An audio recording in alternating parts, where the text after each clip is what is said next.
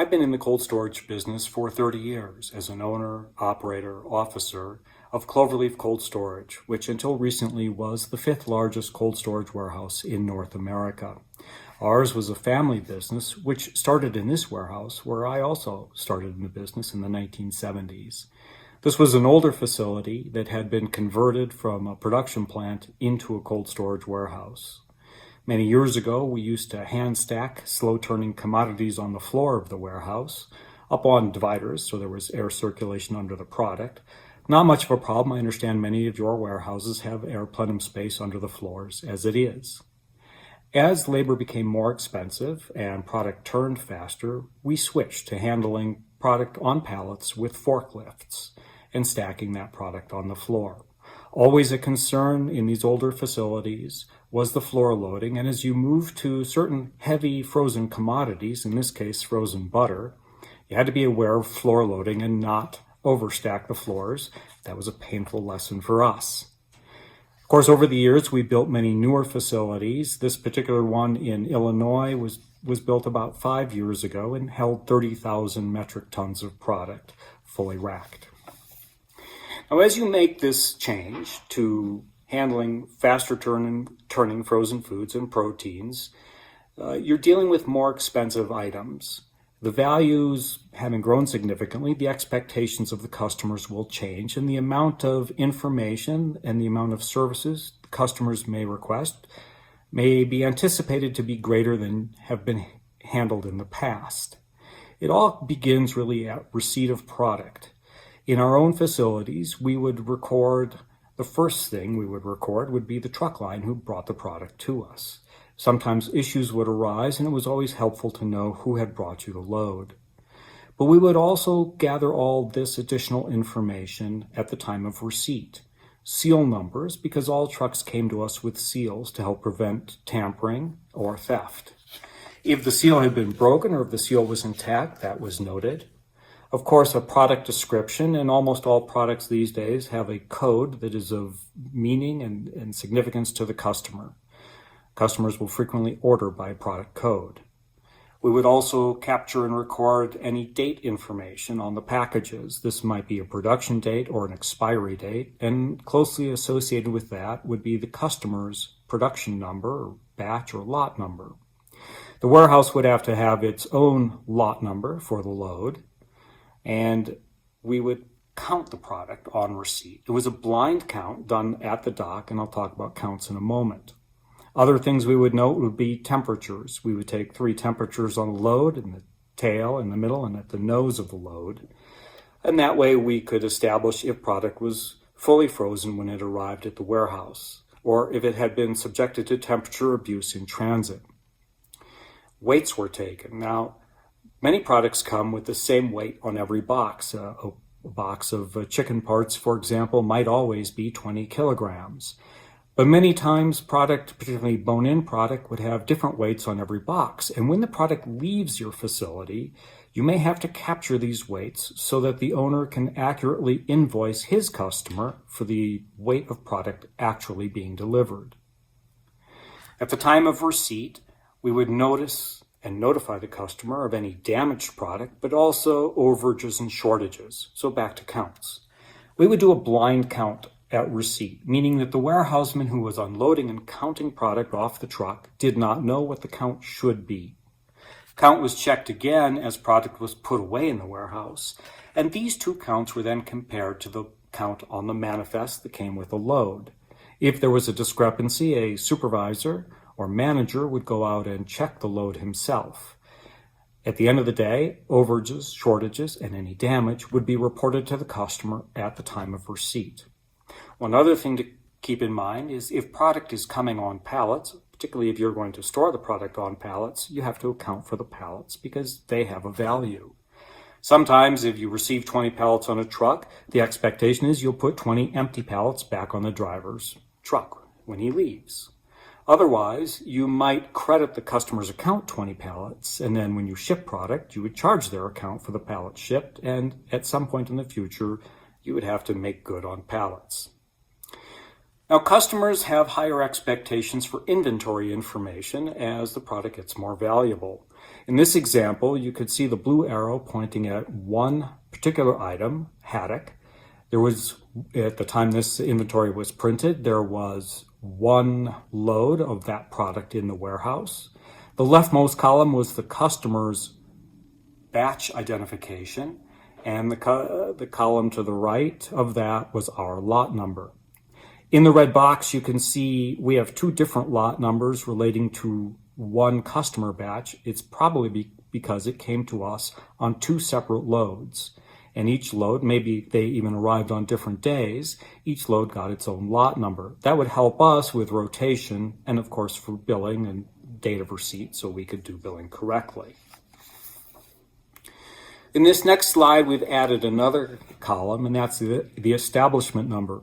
In the United States, all poultry and meat products are produced by facilities that have their own unique establishment numbers provided by the government. This may be true for different items in India as well, and in the event of some kind of tracing or recall, the ability to search for product by establishment number can be critical. The next thing to consider is rotation. When you ship product for this customer, how do they want you to rotate it? When we handled just, annual commodities like corn or peas, customers didn't really care. The 2019 year was the 2019 year. We could just ship the next product that was easy to reach. But as you deal with other items, customers have different expectations. They may want you to rotate strictly on the basis of first in, first out. The first lot you received will be the first lot you shipped. But they may also ask that you ship the oldest product by production date or the soonest to expire. If you're receiving product out of rotation from a customer, you need to be able to search your databases, your inventory, to find which is the next product to ship. And sometimes the customer will want you to use different rules depending on their customer. They may want their best customers to receive the newest product, and in other cases, you ship the oldest product. As product values increase, customers may want to come to your facilities more often to check product, and it's important that your sanitation and your pest control be best in class so that you have the highest confidence from your customers. These two pictures, I'm trying to demonstrate two things. The picture to the right was taken in a facility in India. Now, in the United States, we're very strict that poison is used for pest control outside the building and certainly outside the storage areas. Inside storage areas and loading docks, we only use traps because we don't want poison to contaminate the food. You can see in this photograph, circled in red, a bait station of poison laid out right next to apples in crates. This is not good practice, and I urge you to make sure that your pest control is up to best practices. The picture on the left is a warehouseman in an American facility. He's actually pointing at damage in the racking, but what I would like you to notice is what's circled in his right hand, because every time your people walk through the facility, and every time you walk through your facility, I hope that you're setting an example for cleanliness by picking up debris as you walk. Now, as product is received and as product is shipped, you need to call out damaged product. This is something that you need to determine with your customers. What is damage? It's not always easy to determine. In this slide, we're looking at acceptable product, as we would teach our warehousemen. Some crushing, some minor scuffs and tears on the boxes can be acceptable. A hole in a box may even be acceptable if the product inside is in poly and the poly is intact. Now, in this next slide, we're looking at what we considered unacceptable damage, with excessive crushing, punctures or tears that go through the inner lining of the product. When we receive product into the warehouse that is damaged, we never receive it onto our books that way. We let the customer know that the product was damaged. We're receiving the lot short. And based on the customer expectations, we might hold the damage or we might refuse it back to the truck. This, again, is something you need to be agreed upon with your customers.